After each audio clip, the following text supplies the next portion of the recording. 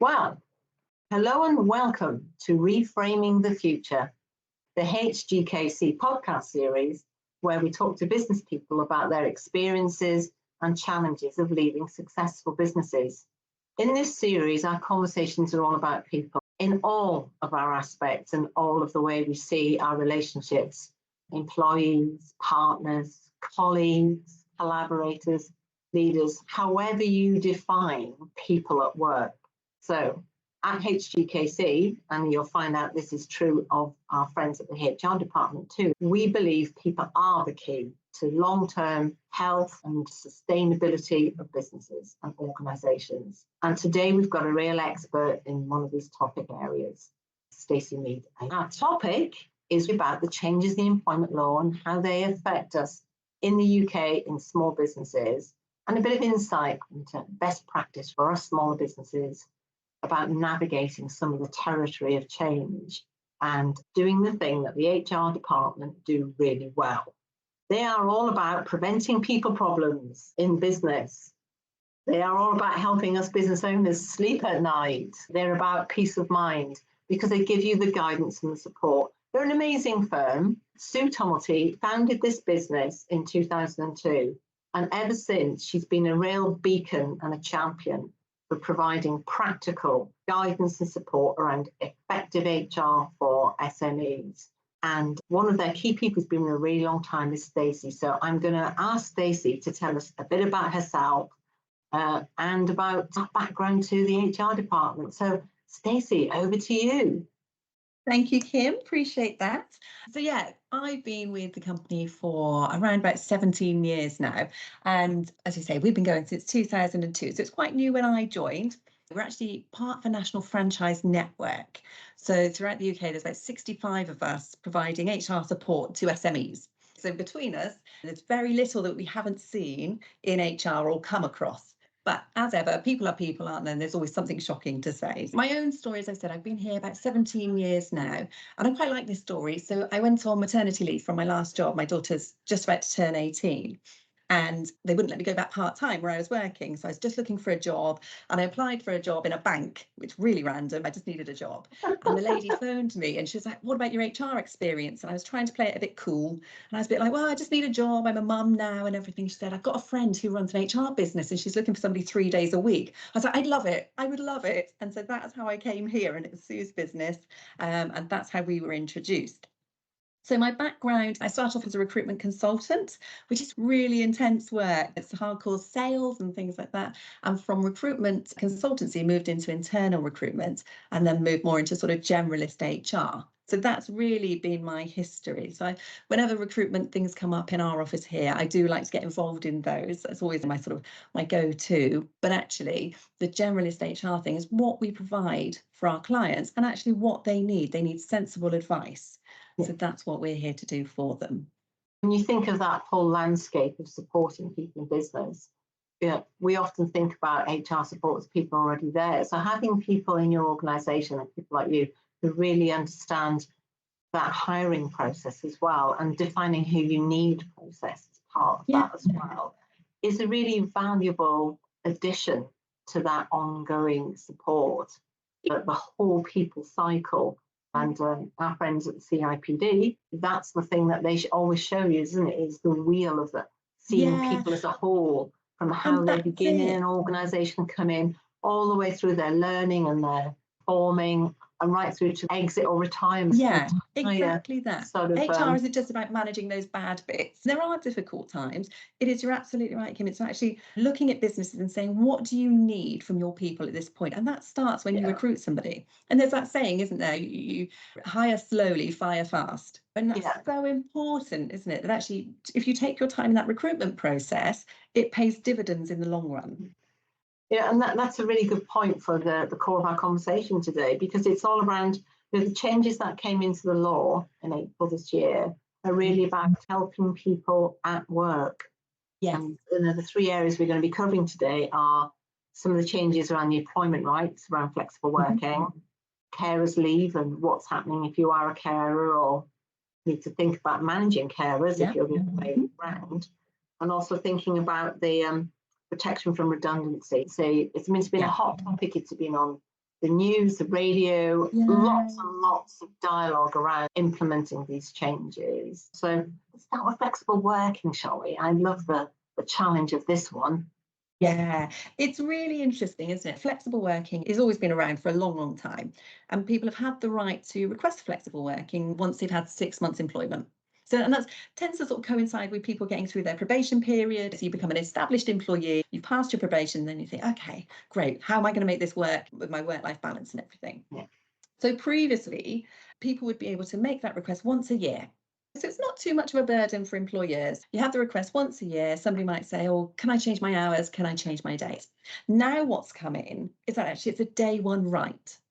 So what you've got is people still in their probation period, maybe turning up on day one, and they have the potential to turn around to you and say, actually, I'd like to talk to you about flexible working now. You've offered me a full-time job. I think I'd like to do it 4 days a week or something like that. Now, in reality, I don't think we're really going to see that, but it's a possibility that it could happen. You would hope they talked to you about that before you offered them the job or when you offered them the job. So I think the key thing for employers to think about now with the flexible working requests is, as before, employees can request it and employers have to be able to show that they've taken the time to consider it. And that's what these processes are about. So this bit hasn't changed.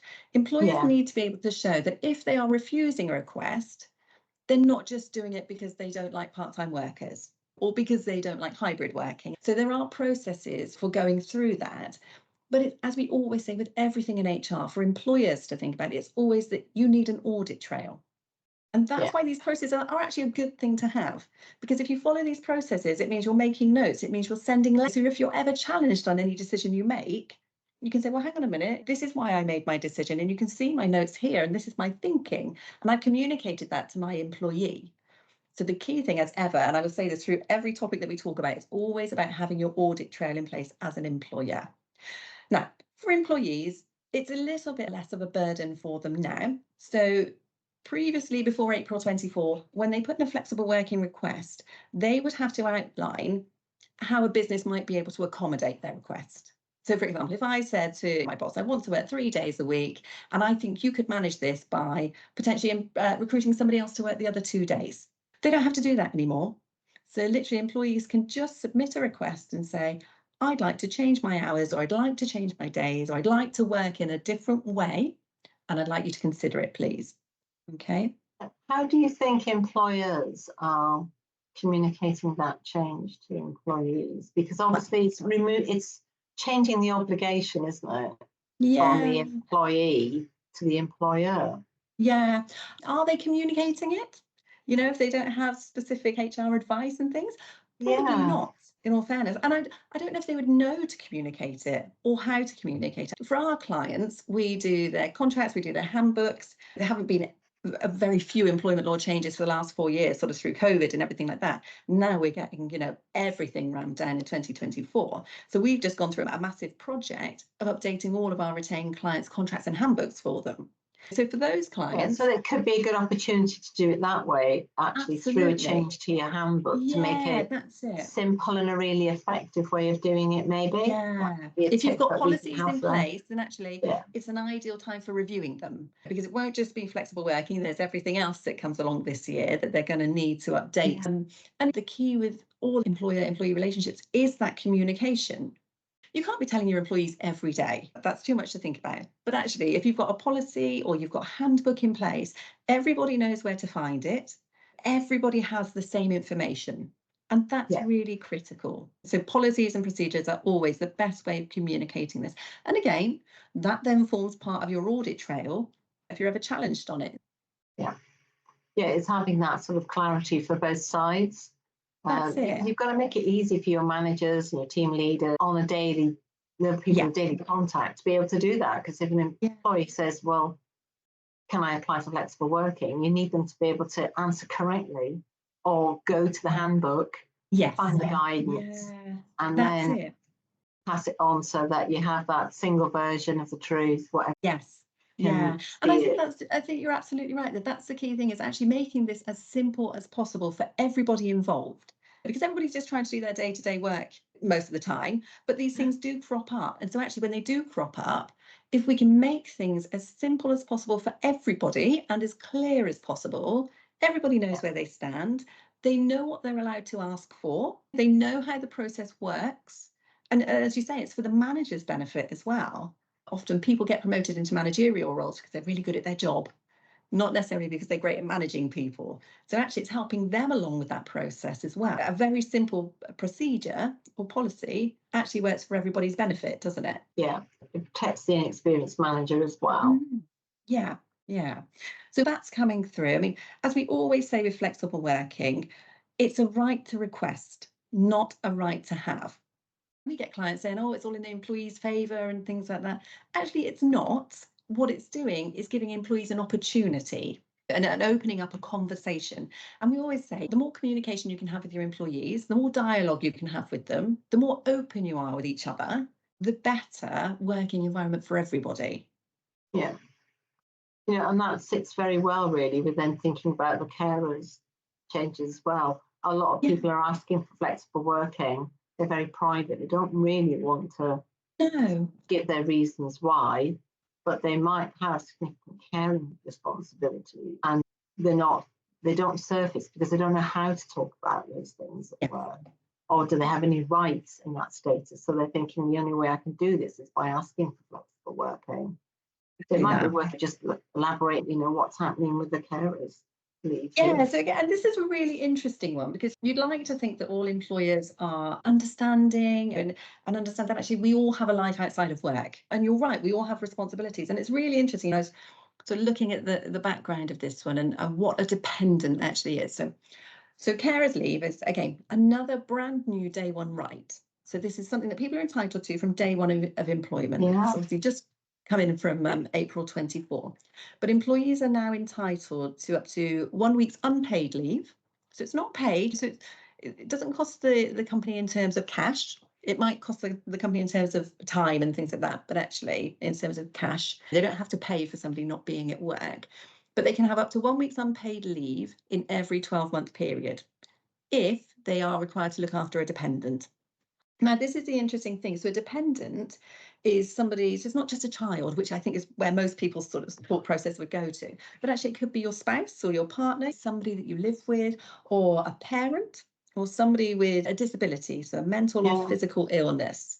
So anybody that you are potentially responsible for. And I think what's really interesting is we've got an aging population. So our parents are living longer. So more of us will have those caring responsibilities. The thing for employers to think about, if somebody needs that time off, you can't refuse a request. What you can do is delay that request for up to a month. So it might be that somebody comes to you and says, oh, I need a week off in 2 weeks' time. And it might be that actually you're really busy at that period. And you say, well, you can't do that. But what you could do is have a week off in 4 weeks' time. So again, a little bit of flexibility. The difficulty is that if you don't grant dependence leave, not that you're allowed to refuse it, but if you didn't, the alternative is somebody goes off sick. Because that's what we tend to see, that actually if people have to do those things, if they have to look after somebody, what else can they do? And a lot of it is time bound. They don't have the flexibility. So if you're caring for someone for hospital leave, you're fixed by dates. You don't have the flexibility to say, no, I can't wait till next month. No, exactly. I can't have it in 6 months time and things. My caring requirements are very specific. Having done, as you say, having done end of life care for family members, very dependent on all the providers. You don't have that flexibility.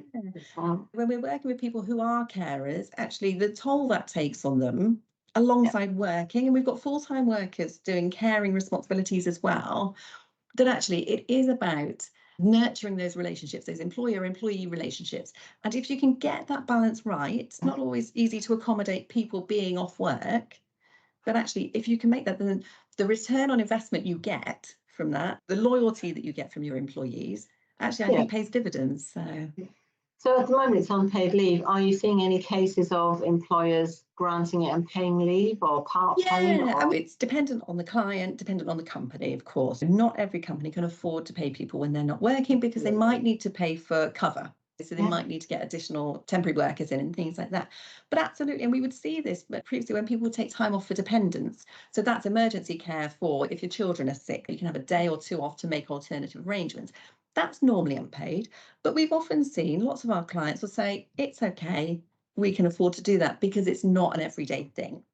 Now, Yeah. whether that will be different in cases where employees are potentially having this right every 12 months, that might be slightly different. We've yet to see any come through, but I suppose it's no different to parental leave. Parents with children under 18 can take up to 4 weeks off sort of throughout the period of their child being young and everything, and it's unpaid. And yet we have seen clients will pay that and will honour it. And it's, as we always say to our clients, you need to be cautious about how generous you are, because if you do it for one, you should do it for all. You set a bit of a precedent. And so then what happens if all of your employees need time off for carers leave or parental leave? How do you manage that? And could you afford to do it? If you can, great. But actually, not everybody can they? So it's just about being thoughtful and cautious about your generosity. Because you don't want to fall down where you're paying one person, then not another. And it might so happen that potentially ends up in some sort of discrimination claim and things like that. Yeah.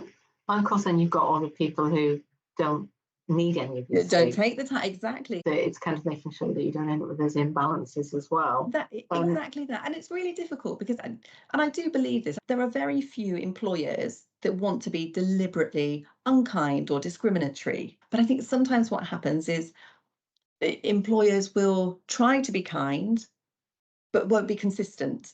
Not purposely, and that can sometimes just create a bit of inequality and it can sometimes cause some issues. The key is about being consistent with everybody across the board. If only life was that simple. I know. And I suppose the last one here is to talk about redundancy and that family leave.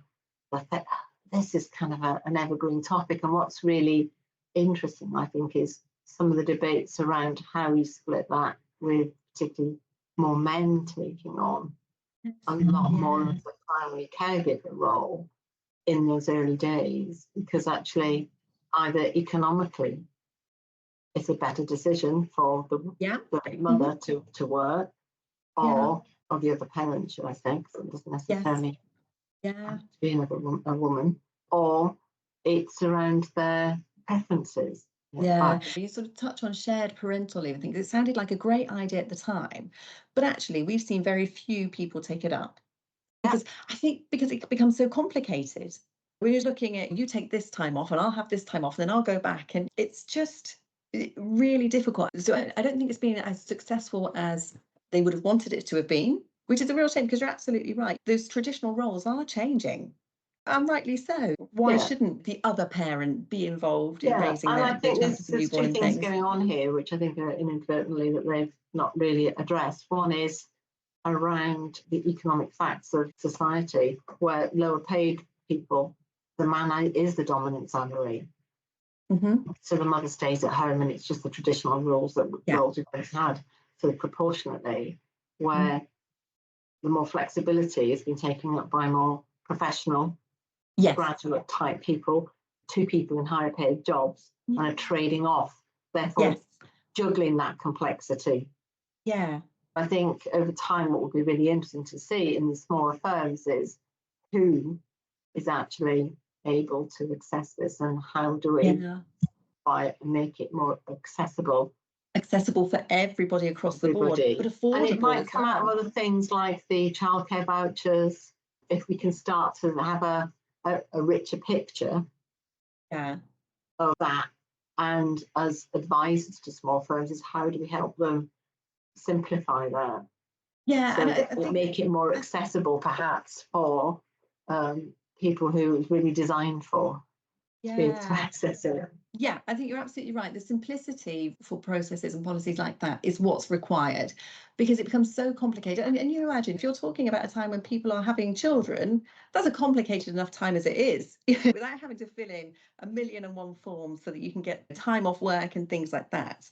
So simplicity is the key. And I think it is about making it accessible to everybody, and not just those with potentially higher paid salaries and things. And I'm interested to see how this will play out, and perhaps our policy might need to change once we get the next rollout of the childcare vouchers and see actually the impact that it's really having. So I think in another 6 months we'll be looking back over the legislation and start saying, okay, well, what's working and not working? So what's your tips then for implementing? What do you think people do? We've covered a few things here around simple keeping records. We're hopeless, aren't we, at documenting phone calls and WhatsApps and what we've sent to people? That's it. When your employees are asking for something different, make a note, keep a record for yourself, because actually, if you end up in a tribunal, the timescales for getting to a tribunal are 18 months later than when the event happened. Nobody remembers anything that happened 18 months ago. Yeah. So that's why meeting notes are really important. Responding to your employees with letters in writing, outlining your decisions and why is really important. So if not just for their record, actually, so it can jog your memory if you're ever required to. And hopefully people are never required to. Not everybody ends up in a tribunal. Not everybody ends up in a tribunal. That's not how it works. But it is just about being able to evidence your objectivity when you're making decisions, and that you are just treating everybody consistently. So absolutely, making notes, keeping records is really key. Making sure you've got your contracts in place. Employees should have that by day one at the latest. So a contract of employment and policies. And it's not so you have to have like a 100-page handbook or anything like that. Small businesses don't necessarily need that, but they do still need policies. You're employing people. There has to be rules. There has to be guidance. People have to understand what's expected of them. If we were all working within rules or guidelines that we understand and that are transparent, and then when you potentially have to manage them against that, it's not a shock. That makes it sort of clear for everyone. And that brings us on to the next thing I really wanted to talk about, was having a manifesto for good work that the CIPD have put together, which is to encourage this long-term plan, a strategy around people, health and fair work. And if it always starts with the organisation you're in and then multiplies out, isn't it? Because we're all in one business. So we add them all together and we end up with a whole workforce strategy. And thinking about work, what are key skills for life and for work, for fairness, the governance around people at work. Yeah, and I've read the manifesto and I like the sound of it. It all sounds perfectly reasonable and actually what we should be looking at, because this is a changing world that we live in. Technology is advancing at a crazy rate, so we need new skills coming through. And are those skills being taught at school? I don't know. I mean, I've got teenage children and I'm not sure those skills are necessarily being taught at school. So does it need to go back even further? This isn't just about work. This is actually about education and things like that. I'm really bringing it up sort of from that level. But I completely agree with what the manifesto is saying in terms of we should have a healthy place to work. It should be fair. We should all know what we can expect and that actually we can go to work and not be treated unfairly. We should have the opportunity to upskill ourselves. The difficulty with that is that actually you're dealing with people and you have to find people that want to be upskilled. There's a specific point in there in the manifesto, and it said about upskilling and reskilling people at different stages of their life. Now, if I go and talk to somebody who's, I don't know, in their 50s, do they want to change their skills? Is that what their thought process is? Not everybody wants to. Exactly. And that's it, isn't it? It's not necessarily just about putting these policies in place. You need to think about how you get the people on board with it and how we then develop the skills of the business owners to manage that side of things, to manage the side of managing the people. So, I mean, I was really pleased, obviously, to see in the manifesto that it's really supportive of providing local HR support to businesses and SMEs and things like that, which again is really important, because actually when you're working in an SME, you don't necessarily have an expert accountant or an expert HR person. When you work in a small business, you often do more than one job. And a lot of people will be doing lots of different jobs or have done lots of different jobs in that business over time. Yes, exactly. So they've had the opportunity to move around. And some of that is also based on, if doing a physical job, you might be working on a shop floor in a factory for 10 years, but it's hard work. You might need to let these people change roles within the firm. Yes. And if you can do that, then you might retain them for longer. Where actually, if you can't do that, if you don't know how to do that, or if your business isn't equipped to do that, if your business isn't evolving, then how do you manage that? I think one of the things I'm very concerned about is how long we have to work now. Yes, So a lot I of keep thinking stuff about was this. set up when was based on a 40-year working life, and that you would not be working for as many kind of employers as we can or worked for, that you might even be in a firm for life. So if state retirement age is now 67, it's quite likely in the next 5 to 10 years that it will have to rise to at least 70. Yes, yeah. And that's a So long time to be working, isn't it? it's a really It's a long long time to be time. working. And then what's at the end of that? Like as you And say also before, how you 40 work. years. Yeah, yeah, So people might say, well, actually, if I've got to work from 20 to 70, I don't want to work full time. What I want to be able to do is always work flexibly. yes. Because I think you can offer something like that. If somebody's working full time from the age of 20 to the age of 70, they're going to burn out physically. I don't think our bodies are evolved to cope with that.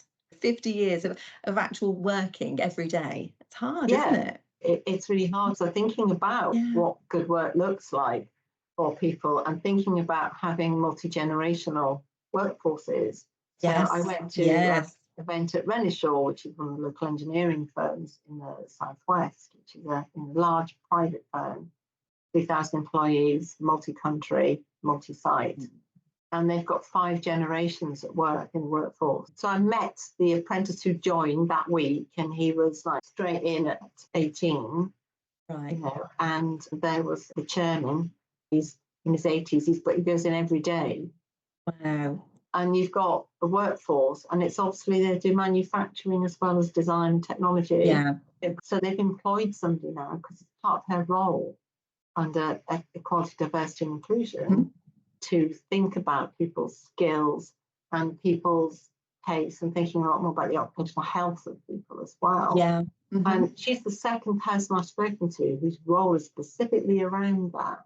Interesting. And seeing some of the changes around how we need to support businesses and people at work. Yeah. So one of my key areas of research is around the future of work and what that's going to look like around the skills and technologies and I mean, it is so, wow. as you say, when you've got that diversity of those age ranges, that's great. And everybody brings something different, but everybody also needs something different. And that's the key thing is actually, how do you offer a consistency while also providing everybody with what they need, or every group with what they need, because everybody needs different things, don't they? Yes, this is where people at the HR department are really useful to SMEs because they can draw on that exposure and knowledge that you gain from working with lots of other businesses. Yeah. And be able to be that sounding board, that advisory, be able to bounce those ideas off. Yeah. As you said, they haven't got the specialist HR role that and they don't need a full-time one either. They don't need it. What they need is that access to the right expertise at the right time. That's also about signposting, isn't it? Is actually, how do people know? And like we say, people start a business because they're great at what they do, not because they've necessarily sat down and thought, I've got a business plan, this is what I need, this is the expert help that I need. They don't always know that, and they don't necessarily know where to find it. So it's about actually helping them, or sort of signposting them to these right places to say, well, actually, you need some help on this because you need to get this right. Because if you don't, you could end up in a tribunal, or if it's health and safety, you could end up in a court of law. And it's signposting them to say, these people can help you. There is support for you with this. Otherwise, they might not know. They might not know that this support is available. Yeah, and that it's not expensive. No. Same as having a full-time person. They buy very few advisory services, so they might be buying law in or accountancy in. And obviously, some of the services are very specialist and can be relative to some of the businesses' costs, significant cost to them. Yeah. And I think they put HR in the same bracket, which it isn't. Yeah. If it goes wrong, it has a strategic impact. Of course. It's really at operational level cost. And it's an operational mindset they need to have around seeing it as a cost that fits there. It's an operational cost that enables us to do business and this correctly. It's like our quality control process for our people. I think you're right there, actually. Yeah, maybe they see the idea of buying in a service as that high level cost. Whereas actually, you're right, it's not about that. It's about paying for what you need. You're not buying when you need it. Exactly that. You're not buying stuff that you don't need, Yeah. you're buying what you need at that particular time. Yeah. Yeah. Well, we better tell these people where they can buy then. Yeah. Yes, That would be a good thing for me to do, wouldn't it? So Stacey in the HR department can be found at That's it.